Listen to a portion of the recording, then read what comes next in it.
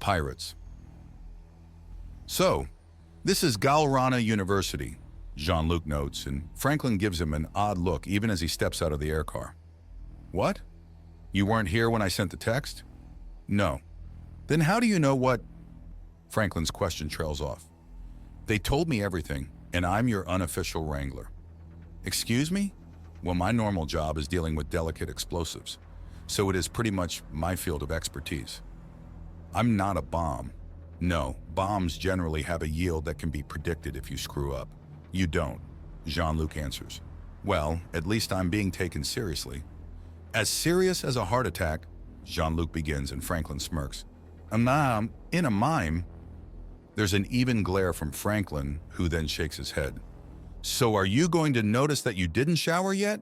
The sentence isn't even halfway finished before there's something done with the Axiom, and more is added to it in such a way that Jean-Luc can feel it rush by him. Why the hell are you using disintegration to clean things? It's like clearing a path with endless grenades, or chasing a housefly with a shotgun. If it works, it works, Franklin says as he starts to walk across the campus ground to the university. In the context of a nuclear bomb working for demolition projects, I suppose it does. Jean-Luc protests. Oh, relax, will you? 90% of the technique is paying attention, and nothing that you don't want to get erased doesn't, Franklin says, and it takes Jean-Luc a moment to process the horrible phrasing the man just used to explain things. Really? You set up certain types of atoms to shift into axiom from the neutron, proton, and electron out. If it doesn't fit the proper pattern, then it's not converted. Axiom exists on a different frequency to the energy that composes normal matter, so it looks like the base destruction of things, but it's just tuning it ever so slightly. Franklin explains, like the difference between alternating and direct currents. Jean-Luc states, that's more stepping forward or back. What I do is like stepping sideways by comparison. So switching tracks or roads? Jean-Luc asks, and Franklin nods. That's a nearly perfect explanation, Franklin says, and Jean-Luc grins even as they start walking up the ramp to the university in question. The doors open automatically, and they both walk in. All right, so, Jean-Luc says as he glances at the directions on the wall. This way. They head to the left as Franklin pays attention to how the building is actually built. The tiles beneath them are clearly made of some form of natural stone that was then polished to a mirror-like shine. The walls have some odd style to them. It's like the person delivering the carpet had everything off by 90 degrees, as the deep burgundy walls have a shag coating, and the ceiling has clear chrome-covered beams going across it. Who designed this place? Franklin asks, as he tries to mentally figure out the why of it all. Maybe the floor is all tiled due to races like Slav or Nagasha that would be more comfortable with a slicker surface. But why the shag walls and ceilings with beams exposed? Jean-Luc reaches out to grab Franklin before he can overshoot things, and Franklin outright warps to the opposite side. I am paying attention, Franklin assures him, and Jean-Luc sighs. This way then. Jean-Luc begins as he reaches for the doorway to the offices, just as they open due to someone coming from the other direction. The Larac woman freezes before suddenly flashing a lascivious smile as she takes in the fact that two men are in close proximity. Oh, hello, tell me, what are two strapping men doing in a place like this? Speaking to professors, excuse me, Franklin says, brushing right past her, and Jean-Luc does not laugh. He wants to laugh, but he does not. The look on the young woman's face, as Franklin clearly saw right past her and didn't even notice, is one of the few perks of acting as the crazy man's handler. The office of Professor Valiance is empty to Jean-Luc's disappointment, and Franklin checks his communicator and quickly starts tapping through and typing things until he has the information he wants. Lecture Hall 23, Franklin says before looking at a map of the university. He then reaches out and grabs Jean-Luc's shoulder, and the Axiom contorts around them. There's a sound of surprise as they arrive just outside a lecture hall. His less than subtle Axiom use has gotten everyone's attention, and the door is all but kicked open by Professor Valiance before either man can say anything. What do you think you're doing? The furious Drin woman demands. One of her claws has a laser pointer in it, and her antennae are waving around as if she's going to stab someone with one of them. Wait a moment, you're Baron Martin and Smith. That's right, and at the legal advice of an explosion-obsessed madman, Franklin begins. Hello, Jean-Luc says with a bemused smile. He hadn't known that this would be the direction Franklin went, but he was willing to play ball. I am here to apologize for deciding to use a manic state for something other than hurting things and getting things done instead. Apparently, I stepped on your toes. Is that the jerk that took the job from... One of the students in the study halls begins standing up with a shout. Calm down, Clarissa. I told you before, and I'm telling you now. There's only 13 points of interest across a planet that's been known on the galactic sphere for over 1,000 years. You'd have better odds of winning 2 different lotteries simultaneously, Professor Valiant snaps back. You only offended the students who have no grasp on the actual odds or reality of the situation. 13 sites found without equipment, a proper search pattern, and done by a single person within a few hours is very impressive. But there is no way in the name of any god or goddess you care to name that you found anything that wasn't one of the screamingly obvious ones. There is more, so we're going to find more. I see, so my apologizing is a waste of time? Depends, Professor Valiant says. On? Franklin asks. Are you two willing to be part of the lecture? She asks, and Franklin looks to Jean-Luc for advice and gets the supremely unhelpful shrug from the man. Very well, Franklin says. I'm out. Jean-Luc says and steps away and out of line of sight of the open door. You're an asshole, Franklin spits. Tell me something I don't know. Jean-Luc says casually. That leaves out calling your mother a whore then. Franklin replies and ducks under the swing from Jean-Luc. All right, boys, break it up. This way, Baron Smith, Professor Valiant says, leading Franklin into the lecture hall. There is a breakdown of all the major compounds of the criminal organizations that used to dominate Voxa projected onto the wall behind the speaker's podium. Now, class, as I'm sure you all know by now, this is Baron Franklin Smith, Axiom adept and commanding officer of the Claw, and a soldier of the Undaunted. He's one of the higher-ranked nobles of our fair world and is responsible for no small part of this fairness.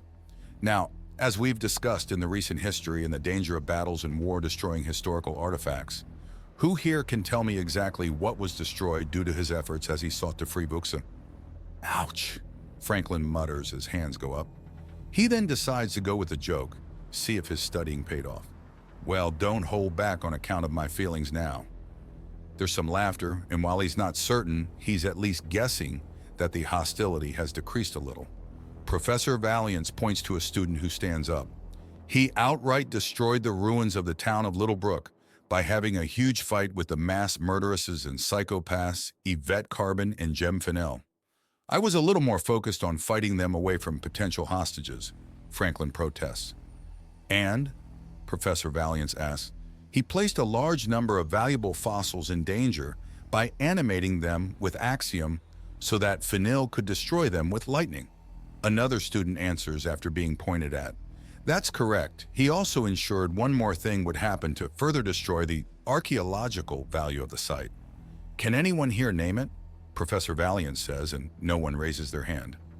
Was it provoking Fennell into creating a null cascade? Franklin asks after about a minute. That's right. You destroyed any residue Axiom effects and disrupted any preservative Axiom constructs. I encountered no less than 3 utterly destroyed time capsules in that community. Without the null effect, they would have all been salvageable. Oops.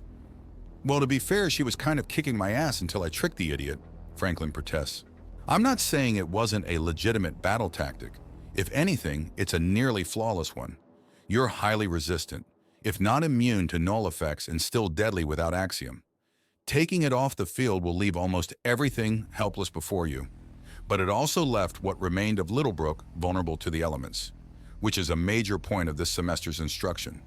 The display being projected on the wall shifts to bright white block capital letters. Easy with Axiom. I said it before and I will say it again and again until it finally sticks in the galaxy over. Axiom, while an excellent answer to many problems, can cause just as many problems as it can solve. It's well and truly integrated into our society and the biology of all life beyond Baron Smith's homeworld. You know there are more systems in cruel space than... Franklin tries to interject, but he's not so much ignored by Professor Valiant as verbally run over. As such, we must exercise extreme caution in our own Axiom use nearby delicate sites of interest. A simple fight happening in the outskirts of a town shattered many buildings, rearranged the landscape, and undid all Axiom preservation methods. Are there any questions? Stomping a continent back into place is simple, Franklin asks himself. The whole room hears it since Professor Valiance has stopped speaking. Everyone just looks at him, but he either doesn't notice or doesn't care. No, it wasn't simple, but it certainly contributed to the destruction of the site. Why would Little Brook even be considered an archaeological site anyways? Half the people in this room are old enough to have seen the founding of the town themselves and survived the decline. Yes, but an actual understanding of the place has been lost. What brought the initial settlers there and what were their life stories? Those are the important bits of information that were lost. All sorts of interesting little tricks are just tiny hobbies practiced by the locals of someplace until they're destroyed. For example, we know it was a farming community. We know that there were dozens of crops farmed there, but we also know that the farm building that you sent your opponents through more than once was used for ranching purposes, but not what was being ranched. Wouldn't that be easy though? Dead bodies, local feral descendants. The whole continent is covered in numerous invasive species. There's no telling which ones are the ones that were brought in deliberately. Really? Nature seems fairly well in balance back home. Oh, right, Axiom-assisted evolution. It may have just been a century or two, but they've had the equivalent of several thousand years worth of evolution to adjust. Franklin starts to say, before figuring it out. That's right, and that's why it's so important to investigate all forms of sites, even if you don't think it's very old. Axiom causes fast changes even as it keeps things around. To get a proper image of the past, you need to be thorough. All right, so do you need more? What is archaeology like without Axiom as a factor? Professor Valiance asks, and Franklin smiles. Well, it's actually a contentious and fascinating subject. You see, a major contribution to archaeology is the British Museum, but it's come under fire by people claiming that it's full of nothing but stolen goods from other cultures. Franklin says in his own lecture tone, and Valiance looks a little off balance for a moment before smiling. And why would they claim that? Mostly because after the British Museum got their hands on the artifacts and declared them to have actual value, the governments and peoples of the countries that used to ignore those things suddenly realized they could have made money or looked good. One of the greatest archaeological finds in human history was found under a garbage pile, and the reason why it was so valuable is because the garbage pile made sure the endless stream of vandals, looters, and defilers couldn't get to work on the tomb. Really? Oh yes, it's an old hat by now. A boring and repetitive story. Locals don't care about or have long forgotten about something interesting. A foreigner takes a look at it and then takes it home since no one cares about it. Then years later, after the foreigner has cleaned it up and figured out what it's actually worth, the locals start claiming that person was a thief. Surely it's not all like that. Probably not. But when you hear that Egyptians are demanding mummies back when not 20 years before they were grinding them up for folk medicine, the whole thing looks mighty suspicious.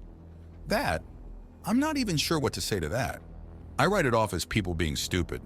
But is that something that happens around the galaxy a lot? Something is ascribed no value by the locals until someone else starts valuing it? Isn't that how a lot of trade begins? Professor Valiance asks, and Franklin holds up a finger to protest and then pauses in thought. I suppose it would be, at least in some scenarios.